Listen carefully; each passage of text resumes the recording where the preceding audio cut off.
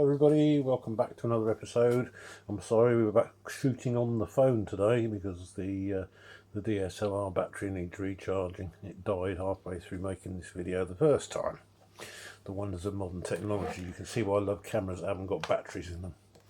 Today we're going back to the 60s, in fact 1961, and yes, that's right, it's a Voigtlander with a very smashed up case. Shows you that the case did its job. I wish we'd got these with cameras nowadays, ever-ready cases, because the camera is undamaged, so there's the value in having an ever-ready case. Just take this out, get rid of the case. Interesting thing to note about the case is this cutout in the bottom. Can you see that now? Yep. There's a reason for that cutout, and we'll come to that in a moment. So there she is, nice looking camera. And this is the Vito CL. This is the original version from 1961. It was only made for a year. The Mark II version came out in 1962, and the third version came out in 1963. The first version, well, all of them in fact, came in two styles. There was the standard and there was the deluxe. This is a deluxe because it has this black finishing around the lens, and it also has a black shutter release. There's a shutter release. Strange place to put it, but it's actually very comfortable. The second version that came out a year later, the shoe, cold shoe, was slightly raised up, and the third version, raised up shoe, and the meter is also visible in the viewfinder as well as this one on the top. So that's how you can differentiate between the three versions of this. Ran through to 1968 when this kind of round style of body was replaced by something a bit more square, a bit more updated. Quick overview of the camera. Obviously we've got the lens. I told you this is the shutter button. We've got a sync socket down at the bottom here. I'm imagining this was for bulbs in 1961, but it may well work with flash. I might dig my flash out actually and just see on that. Don't know whether you can see it, but the cable release threads into the bottom of the shutter release button. I'm not quite sure how that works, but there is your threaded cable release on the bottom.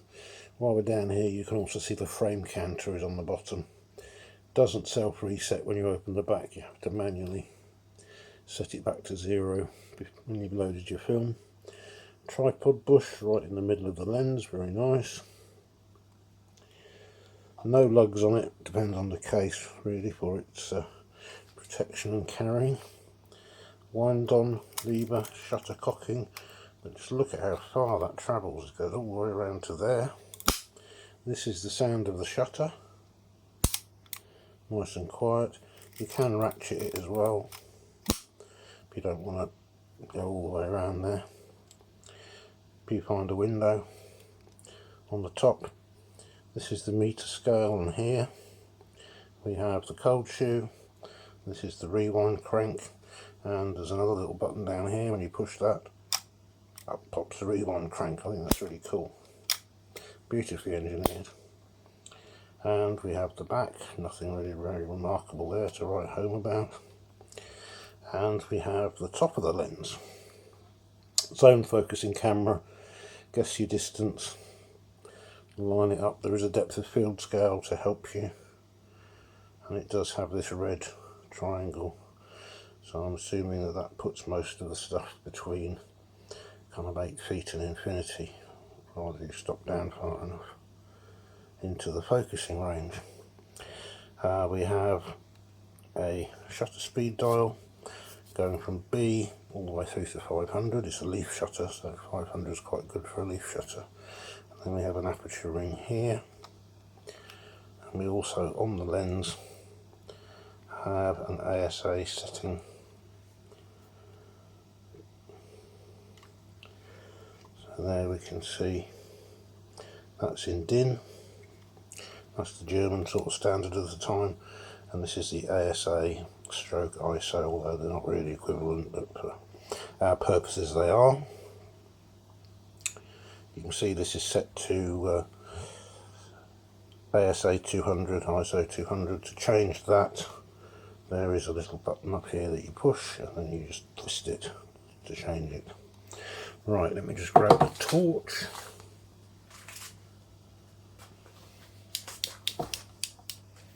There's the torch, because this light isn't bright enough. Sorry, I'm filming at night. I've had a hectic day today with deliveries and other things to repair. So obviously it's a selenium cell, so you want to keep the camera in the case because selenium cells deteriorate if they're just left open to the elements. I don't expect you can see that, but if I put that on there, what you would do is you choose your shutter speed, so you set your shutter speed first. So we say we're going to go for 125th, again just lines up with the arrow, the black arrow, 125th. And then you'll notice as I change the aperture, this red needle moves. So depending on the amount of light coming in, you adjust the aperture until it meets the needle. That's quite hard to do, I need another hand. Yeah. So when it's there, that's right at the bottom of the scale, but you can see the idea. It's a match needle system. Should all be sort of in. There we go. So that light level, that would be our exposure. It would be 125th of a second. Oh, this camera's not going to focus at 2.8. So yeah, it's kind of like a shutter priority really. You select the shutter, but you have to physically match the aperture to the needle, and that's how you would set up your exposure. Like I say, in the Mark III, the needle's visible in the viewfinder, which would make it probably a nicer and easier camera to use, more convenient, but this is only the Mark I. That is about it for the camera and its operation. Very simple. Beautifully made, all metal, German engineering, Voigtlander glass. This has got the 50mm 2.8 Lanthar in it, which is a pretty good lens, quite well regarded. And yeah, it sits well, it looks nice. Let's put some film in it. To open the back, you got safety catch and then you push up, so down and up. You can see in the back, pretty standard layout. Pressure plate, take up spool, sprocket drive, film plane, where your cassette goes. So you just pop that up out of the way. As I said, I've tried making this film already today, but the camera died halfway through, so my film was already open. Take the film, the usual thing, drop it in the left hand side, pull it across. Now you know me, I like to know that the film counter is actually moving, so what I intend to do is just to rewind the film to take up any slack. There we go. Pull that across. I'm sorry, I'm shooting this at night time, so the light is absolutely terrible. I should have shot this earlier in the day. I'll move this round. You can see that the take-up spool only has the one slot in it. So we feed our film in. You know me with these videos, they never go well. We push down on the shutter. No, we don't, because we haven't wound on fully. Then we wind it round. Oh, this one does not like to sit on its nose. And then we just wind on again to make sure the film's been taken up. Close the back. That one's going round, so it works out quite well. As usual, let's rewind on the fires just to move the film out of the way. And then on the bottom we have this film counter, so we just have to set that back, set it to 1, and there we go. I've already set the ASA at 200, although I'm probably going to overexpose because it's colour negative film. I usually overexpose that by a stop at least. Back in the case, ready to shoot. Make sure the selenium cells are covered. Oh, I was going to test the flash, wasn't I? Let me just go find my flash gun. There you good old trusty flash gun.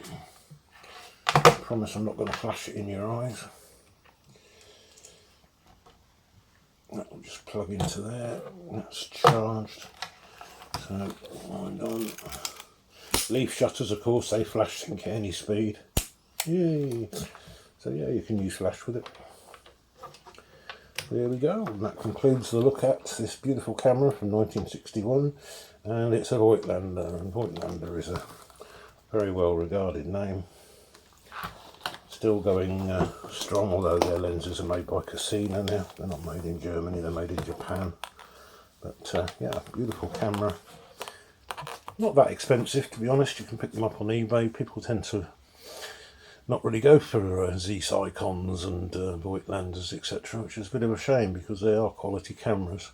I'd much rather shoot this than some sort of 80s or 90s plastic DX coded no control type of camera. You know, this is a proper camera that will last years and years and years with virtually no maintenance, I would have thought. I don't know what the light seals are going to be like, but I'd imagine in 61 no foam was used. So yeah, quality camera, well worth looking out for. Anything that says Voigtlander or Zeiss, bloody eBay, is worth having a look at if you're interested in proper cameras, really. Thanks for watching, hope to see you in the next one.